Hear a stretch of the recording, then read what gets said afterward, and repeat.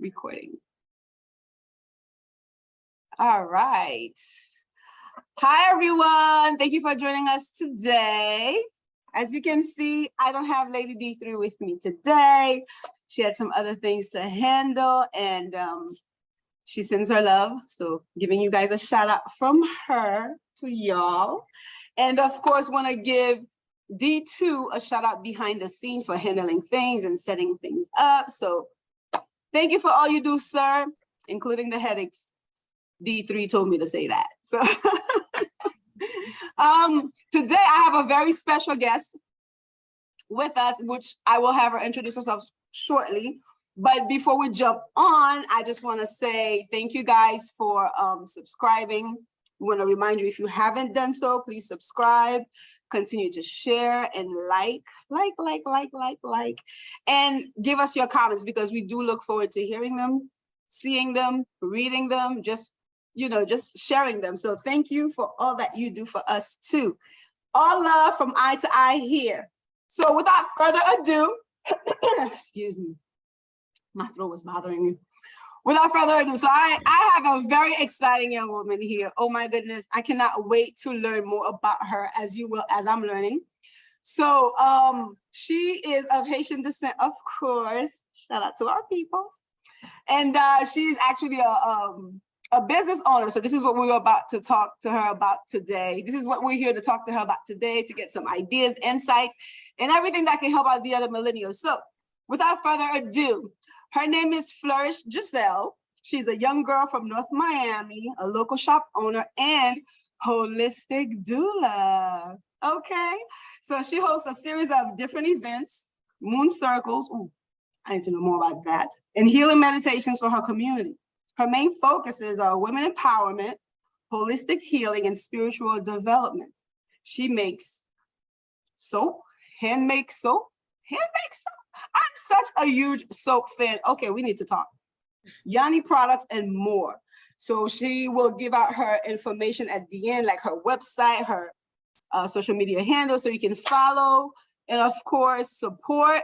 So without further ado, here she is. So Miss Giselle, thank you so much for joining us today. Hi, how are you guys? Thank you guys so much for having me on your channel. I really appreciate it. And just the fact that it's a Haitian-led channel, which made me want to do it even more, because I love my people. Oh, we love to hear that. Oh my gosh.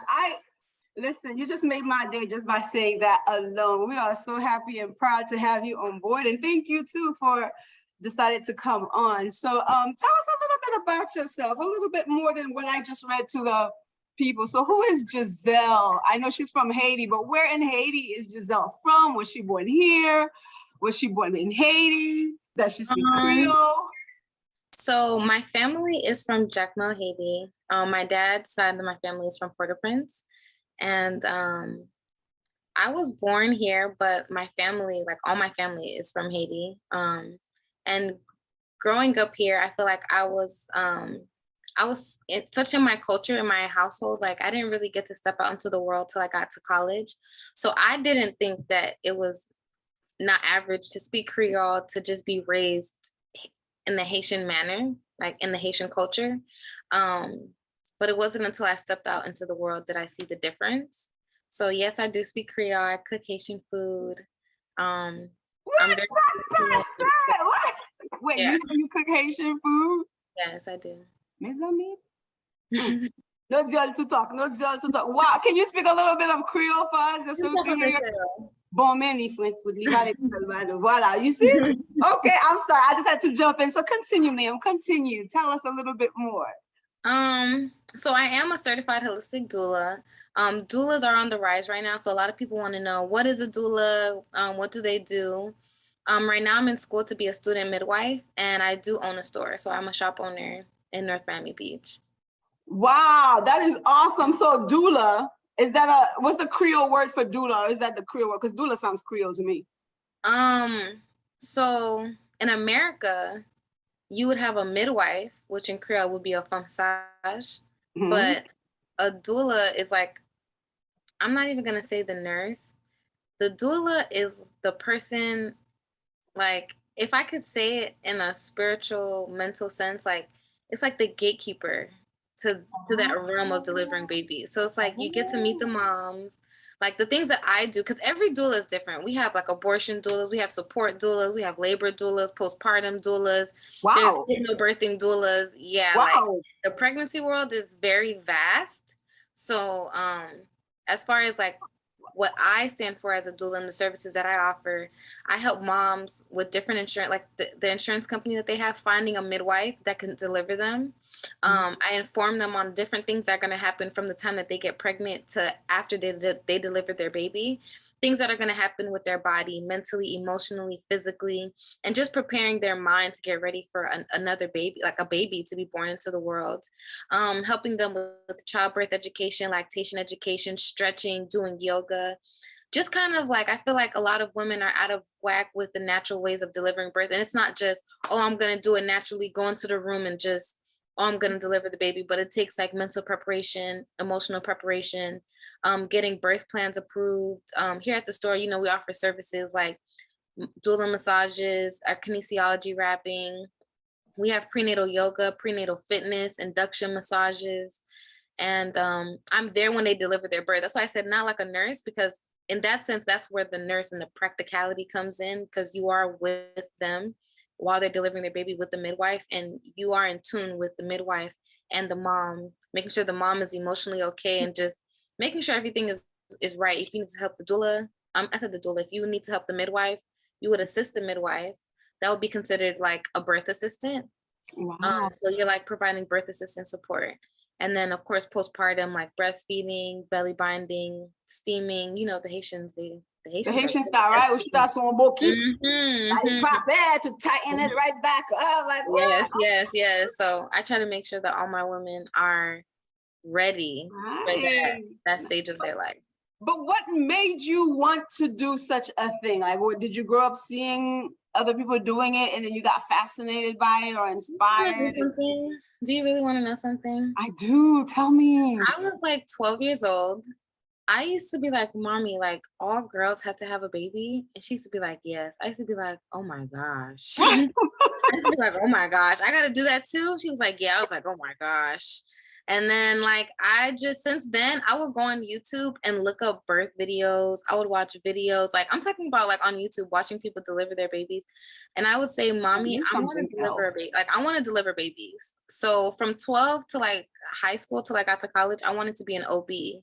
And it wasn't until I got to college and I started really tapping into my spiritual wellness and just identifying who God is, not who God tells me, what people tell me God is, but who God is for me. And studying into my ancestral lineage, like asking about my grandparents and my great grandparents, did I find out my great grandmother, she lived in Jackma and she delivered all the babies in her town. She was a no freaking way. No. Wow. So I do want to ask, because you brought the spiritual aspect to it. I know when people grow up in Haitian homes, the spiritual life is a little different. So were your parents strict, or are you like raised Christian, or are you a spiritual person now? What do you associate with? That is such a touchy topic. I'm happy we're on a Haitian platform because I love my people so much. And so you have to think about it. I didn't grow up in Haiti. I didn't see Lugaus running around. I didn't see, you know what I'm saying? Because people in America, it's a joke. It's like, oh, you a Lugau. But Yeah. and people that are really Haitian, they're like, no, that's a real thing. You know what I'm saying? That's so true. When people talk about being spiritual, they're like, oh, I don't know. It's like, it's crazy. I feel like our people are so powerful, but we are also so scared of ourselves. That's exactly what it is. Especially with voodooism, because when you hear spirituality supposedly in the Haitian culture, you automatically associate it with voodooism. That's how I used to be anyways. Like when but Catholic people do practice voodoo. Catholic people that too. Practice like they light candles, they burn incense. That's a thing. And my family is Christian and Catholic, like it's like a mix. Okay. My family's, they're very powerful people, but so all in all, they did not accept it. They were honestly scared. They were like, because they know what goes on in Haiti, and they're just looking at me like, you're from America. Like, how do you even know? That's my thing too. Like, but that's like, but you have to think about your lineage and just different things. Like God is so powerful. Like it all leads back to God. God Mhm. is the most powerful thing on the planet. Like that's Amen. how, but and I I don't wouldn't say say that because I thing. listen to what other people tell me. Is because I know I've seen what God has done for me in my life and for my That's it. family.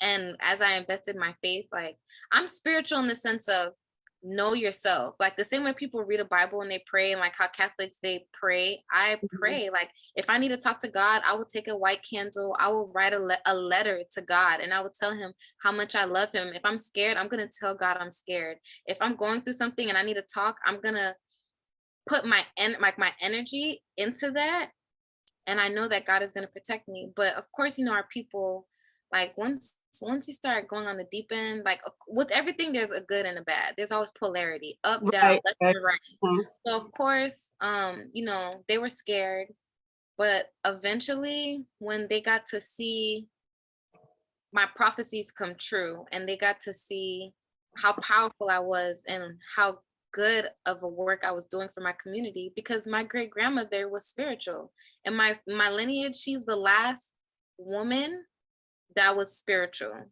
The Wow. rest So were you men. basically, The like, rest she were passed men. herself on to you. I definitely, I 110% do believe that. She Mm-hmm, mm-hmm. definitely helps me a lot with everything. I feel like I'm living through her. Like, do you know what I'm saying? Like, not I'm Yeah. living through her, I she's was, living through me.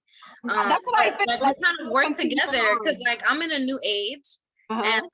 I'm in a new age in a new world. And she knows she knows she had the opportunity to know faith stronger than me because the world was different. There was no technology. There wasn't all these things. All she had was her faith. Is your grandmother still My great grandma, alive? no, she passed away.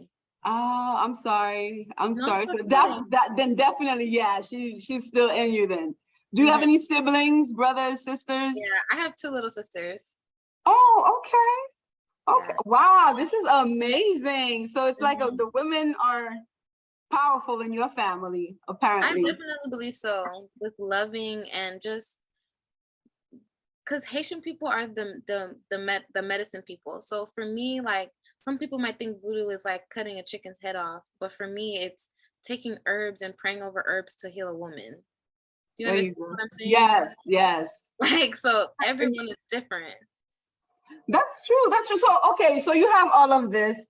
I'm guessing you could just call it a gift because it naturally came to you. You did not seek it. So it was like you were just experimenting it, so to speak, because it was in you and you were questioning things, and then boom, you check your lineage, and then that's where it's at. So, what made you actually wanted to start it off as a business? Like, you said you wanted to eventually be a OBGYN.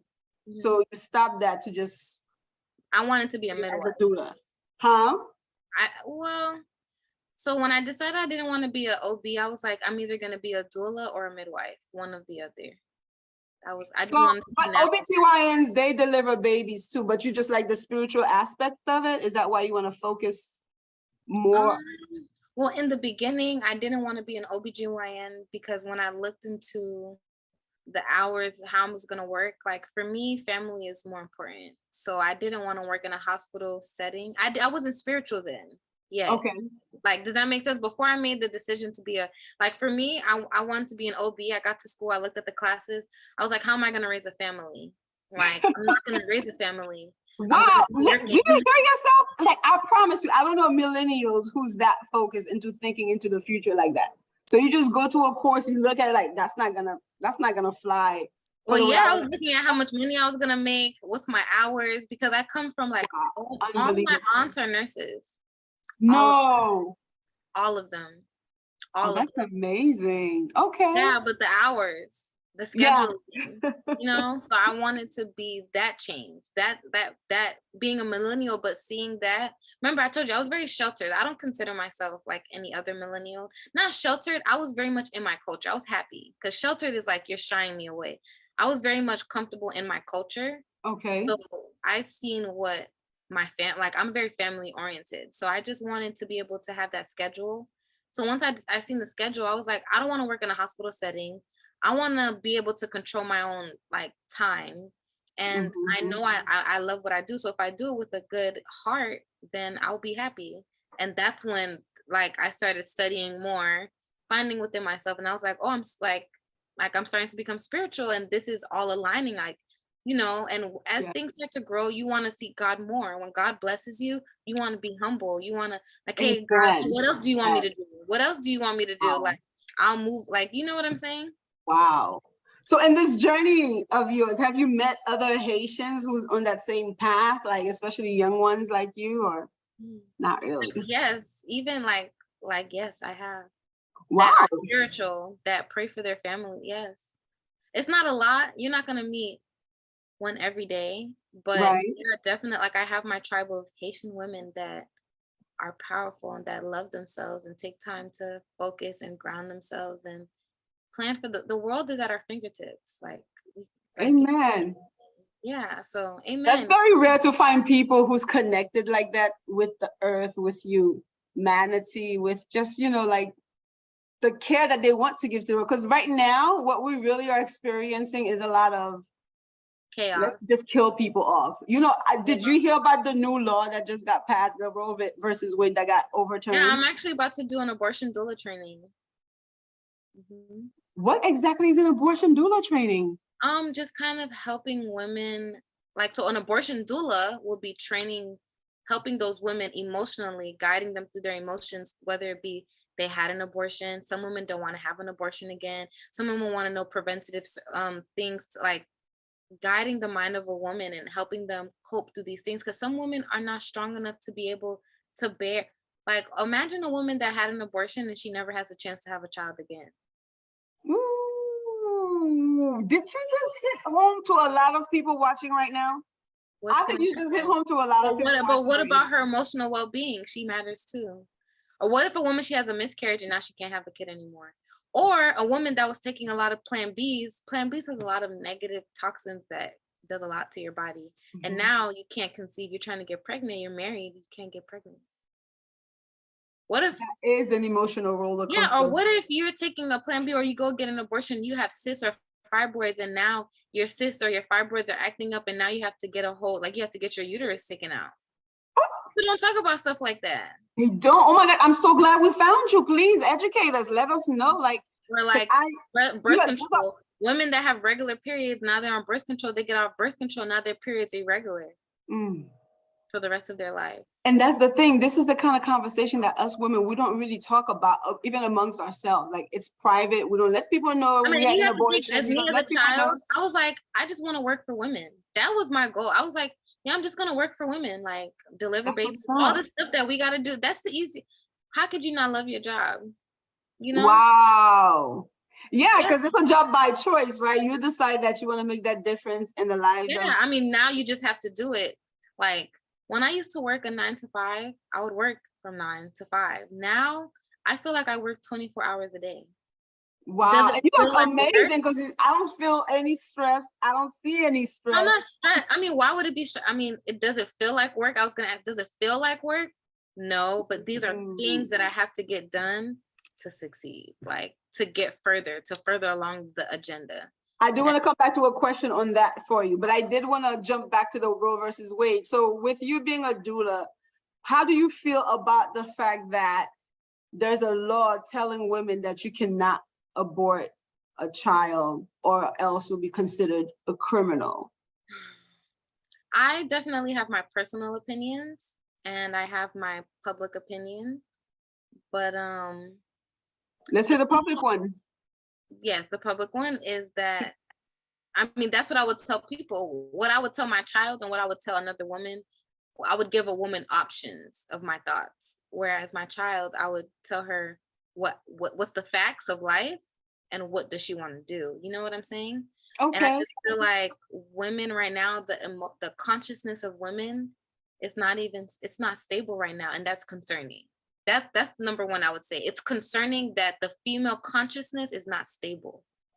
That bothers me. Do you agree that we've gone through so much that there would be reasons why it is unstable at the moment? You know, when you go through so many traumas, so many. I don't dwell. So you're saying, oh, you went through I've been through. That's like me coming onto this this platform and saying, oh my gosh, I've been through so much. We've all been through so much. Right. No, I'm just in agreement with the fact that you said that the mindset. When I say the female consciousness, it's not even just Black women. All women have been through a lot. It's not just Black women, but the female consciousness, we need to be at peace. That's number one. Because if we were at peace, people would not be trying to tell us what to do. Ooh, I was just about to ask you, how can we be at peace? But you just nailed it. It's not really people telling us what to do, because on a technicality. I mean, okay, now let's talk about the facts. The fact is the government does not want women to have abortions. Why? Not an emotional why, a factual why. Millennials are not having kids the way they used to.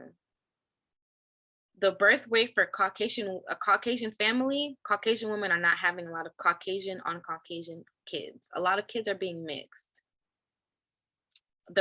So what is America about? I don't want to go into it, but why would they not pass an abortion ban? And then we just went through coronavirus. There's millions of people that do not want to work because we're overworked. Not just Black people, everyone is overworked.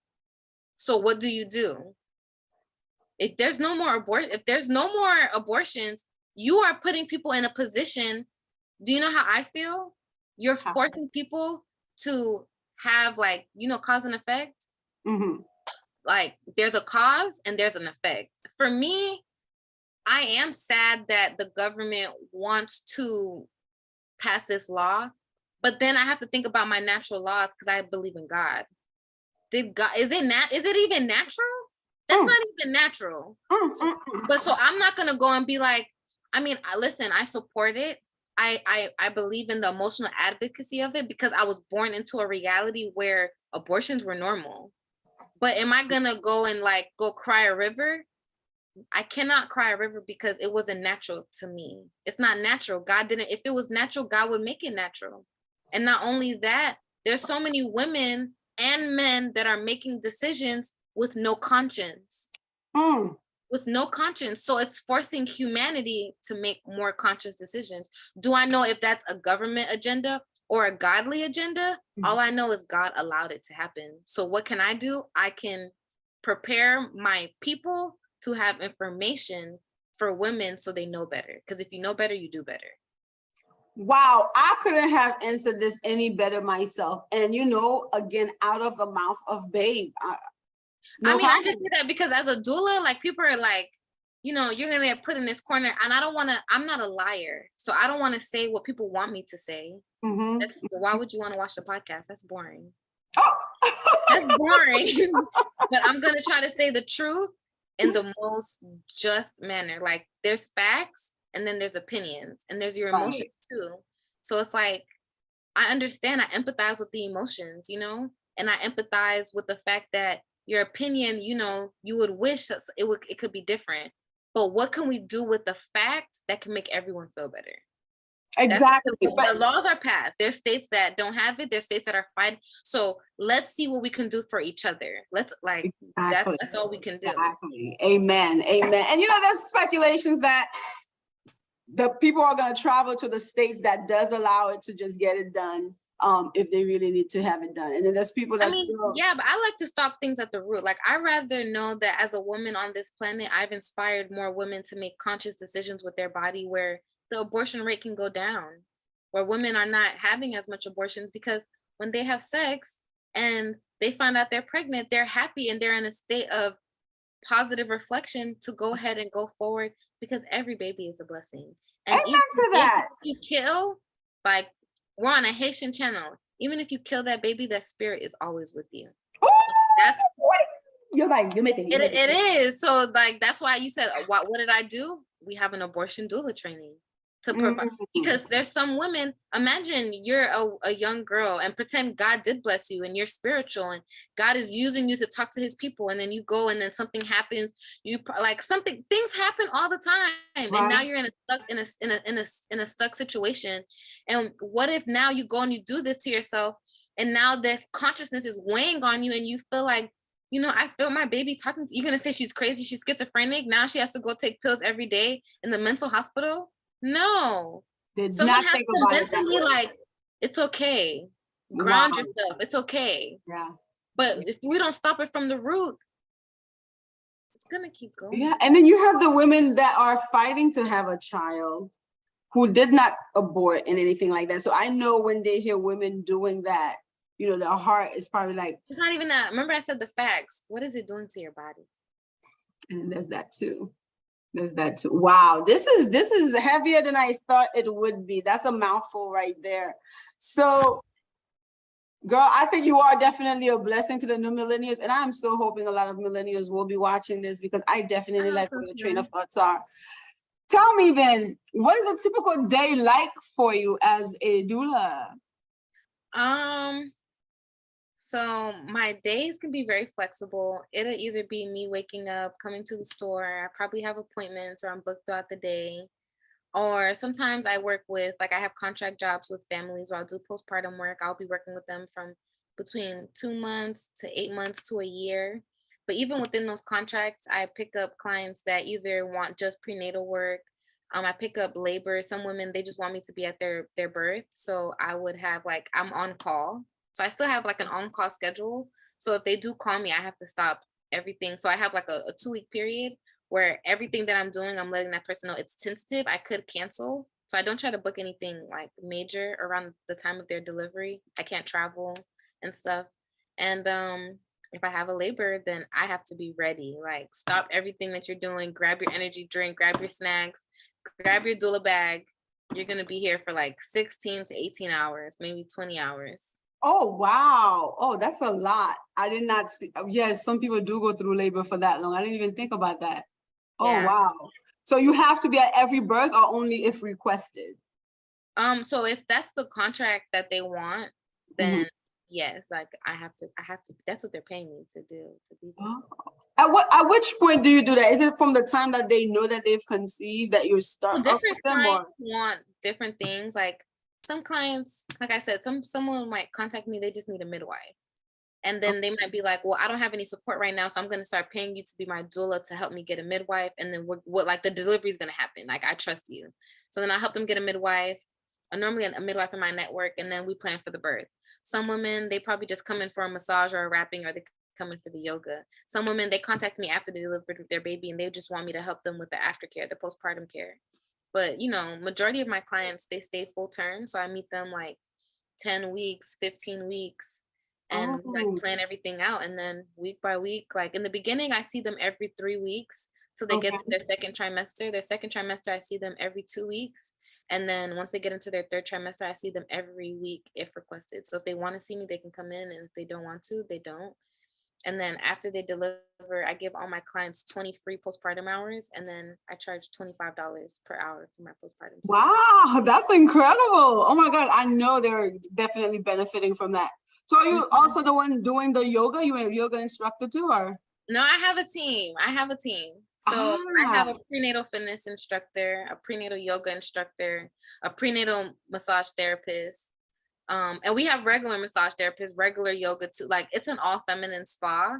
So it's not just only pregnant women, but younger women that are probably just getting their period, just getting into womanhood, older women that are probably going through menopause that need like services, and just women that are trying to prepare their bodies to get pregnant women, women that just had a baby, they're trying to get snatched, they're trying to get back to them. So it's an wow. all feminine spa.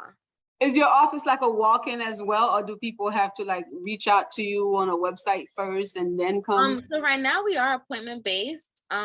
Eventually with more COVID, like once everything slows down, we will be walk-in based, but right now we're appointment based.